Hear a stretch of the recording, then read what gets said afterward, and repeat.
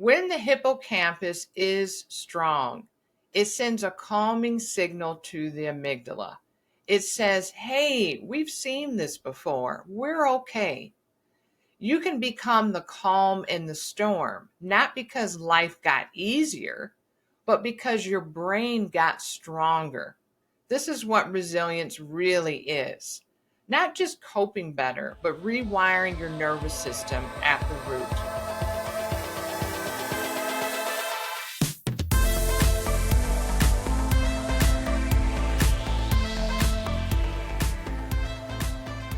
Ever wonder why you can't just calm down when you're triggered?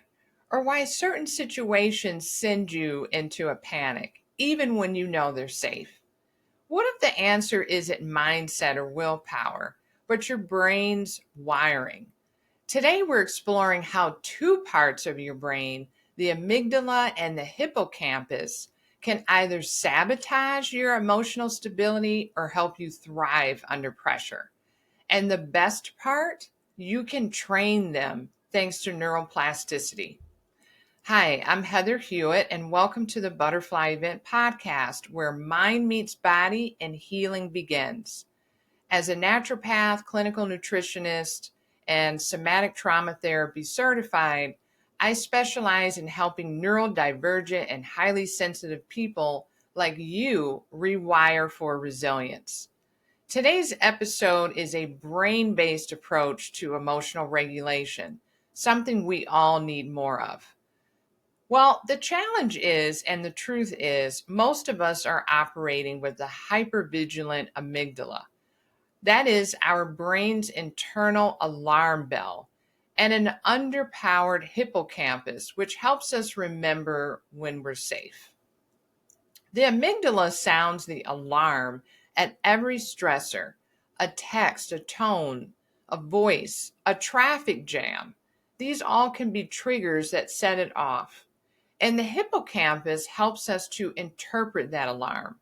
This isn't danger, it's just Monday.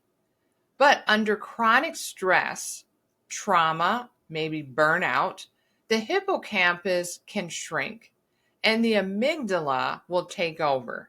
It feels like hijacking. That's why you feel like your emotions are running the show. Well, let's explore this and break it down, each role, and how we can support these two important parts of the brain. Let's start with the amygdala, known as the bodyguard, which reacts in milliseconds.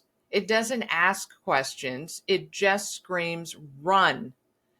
Hyperactive in trauma, ADHD, and neurodivergence. Well, what can we do to support the amygdala? The first thing, and one of the most important things, is breath work. Breath work like box breathing or the 4-7-8 method, where you inhale for 4, hold your breath for 7, and exhale for 8, can be very helpful. Humming and singing stimulates the vagus nerve as well as other vagus nerve practices. Also, reducing overstimulation, like not watching so much news, shortening our screen time, the time on our phone and computers, and being careful the amount of noise. Some people really love to use noise canceling headphones. We can create sensory safety, such as using a weighted blanket, grounding tools. I know during this podcast and the classes I teach, and when I work one-on-one with clients, I teach and use a lot of grounding tools. So let's look at the hippocampus now, known as the wise librarian. It files memories, contexts, and learning helps regulate whether something is really dangerous. It will grow with mindfulness, good quality sleep, movement, and learning. Here are some ways we can strengthen the hippocampus. The first way is through aerobic exercise. That's because this boosts brain-derived neurotrophic factor, also known as BDNF. Sleep, good quality sleep, and getting enough sleep will help consolidate memory and calm fear. This is why we feel reset after a good night's sleep. Meditation and journaling has also shown to strengthen the amygdala as well. And this does so by activating contextual awareness, which is the ability to understand and respond to the situation or environment surrounding an event or entity, understanding the why, not just the what, and learning new things through a process called neurogenesis. This is essentially when neurons are formed in the brain, both during development and adulthood. So here's the gift. When the hippocampus is strong, it sends a calming signal to the amygdala. It says, hey, we've seen this before. We're okay.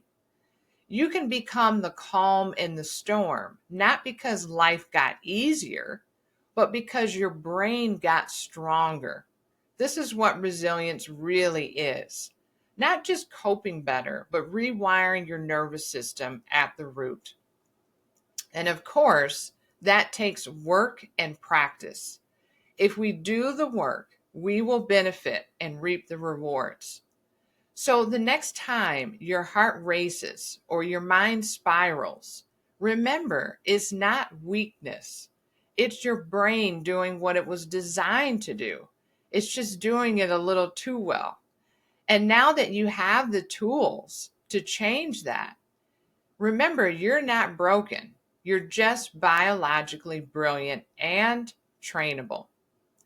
My personal experience with this, I was overwhelmed and triggered all the time, very easily in the past. And since then, I've learned many brain training, nervous system, and vagal toning skills that has helped me adapt and be more flexible. And because of that, it's not that I have less challenges in my life, but I am happier and more peaceful now. And the differences in how I show up and experience stress is profound since I've done this. Well, I'd like to hear from you. Comment below. What is one method you will try to strengthen your hippocampus? And always remember to embrace the change, discover the beauty of transformation, and embrace your inner butterfly. Bye for now.